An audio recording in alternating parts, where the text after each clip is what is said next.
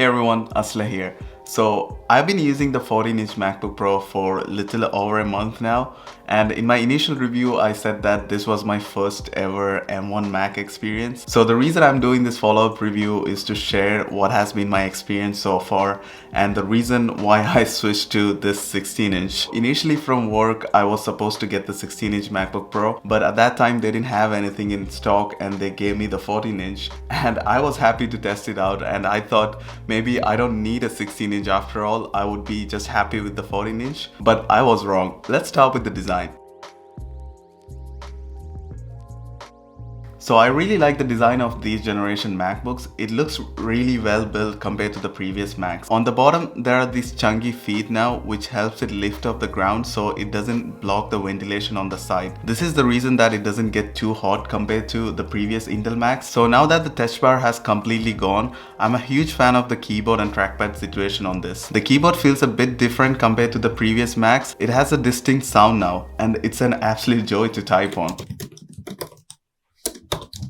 But it does take a lot of fingerprints, and now more than ever it's more visible with the black background on the keyboard. But once in a while if you give it a wipe, it's all good. Now I might be nitpicking here. There's this small annoyance that I picked up on both the 14 and the 16-inch keyboard, specifically with the shift key. The shift key doesn't turn on when you normally press the key as you would any keys. You need a hard press to turn it on and off. So when you press it initially like any keys, it just wouldn't turn on. So you have to press it a bit harder. I don't know if it was designed that way because I noticed it on both the 16 and the 14-inch. So this is something that annoyed me a little bit. The Touch ID remains, but it's insanely quick compared to the previous Macs. Speaking of Touch IDs, one thing I noticed is that now I can finally use the Touch ID on my Magic Keyboard. Before, when I was using the Intel Mac, I couldn't pair the Touch ID with my Intel MacBook because this Magic Keyboard was only compatible with M1 Macs. I don't know why Apple did that. Is it because it has something to do with the chip architecture, or Apple just simply wants you to upgrade to the latest MacBooks? You never know.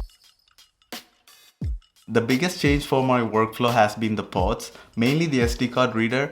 Now I can film and unplug the SD card and plug it straight in, and it's so much easier than using a 5 million dongles. The display. So I saw a lot of people comparing the display of these generation MacBooks to the Pro Display XDR. I have not personally used a Pro Display XDR, so I don't know how it feels. But if people who have used them are comparing it to that, I would say it's pretty great. Personally, I love the display. It has the ProMotion 120Hz XDR display, and the blacks are really black and the colors really pop out.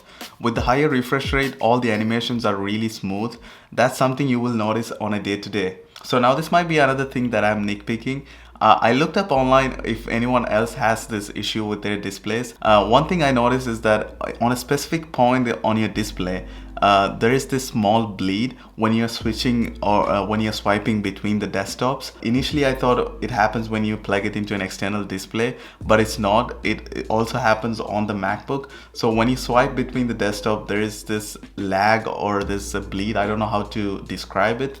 On the display, and I've been noticing the same on the 16-inch too. So it's not a 14-inch thing. I don't know why it's happening. So if any one of you knows, let me know in the comments below why this is happening, because I'm not specifically sure what is this phenomena.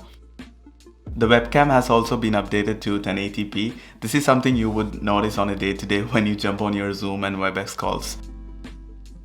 So now the reasons why I loved the 14-inch. Previously I was using a 16-inch Intel MacBook, and when I switched to this smaller 14-inch, it just felt so much easier to carry around, and I enjoyed the smaller size. You can fit it in any bag or laptop sleeve, and I just loved the portability factor of it. On the performance side, I have not had any issues at all. Never had a fan noise even once while I was using it, so I'm definitely happy with that. I remember the days when my Intel MacBook won't just shut up. The fan noise was just too loud. And one other reason I prefer the 16-inch over the 14 is that the 16-inch has better thermals compared to the 14. So considering the apps that I use on a day-to-day basis, it just makes so much sense for me to use the 16-inch over the 14. And speaking of batteries, one thing I noticed with the MagSafe charger is that MagSafe has a very powerful magnet, and when you try to plug it in, it just gets stuck in a very awkward position and it wouldn't align straight and it wouldn't charge.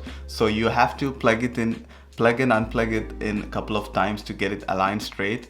So it's not something major, but something that I have experienced so far. But battery and the thermals wasn't the only convincing factor for me. It's also the trackpad. The trackpad on the 16-inch is so much bigger than the 14-inch. It just makes so much sense for me when you're not using an external display or keyboard or mouse to have a larger trackpad and a larger display. Especially in the office, we have a hot seat system, so you don't always have a desk. So when you find yourself sitting in different places in the office, you just appreciate having a larger trackpad compared to the 14-inch. And the screen size. So when you're working alone just with the MacBook, you just like the fact that there's so much real estate on your screen. Having this higher refresh rate, it just makes more sense to have this bigger display and more color, and it's more joyful to use compared to the 14-inch. So that was my experience using the 14-inch over the past 1 month, and what I realized is that there's not much difference between these two MacBooks. They're both equally powerful machines, and for 90% of the people watching this, a baseline 14-inch MacBook Pro would just make sense.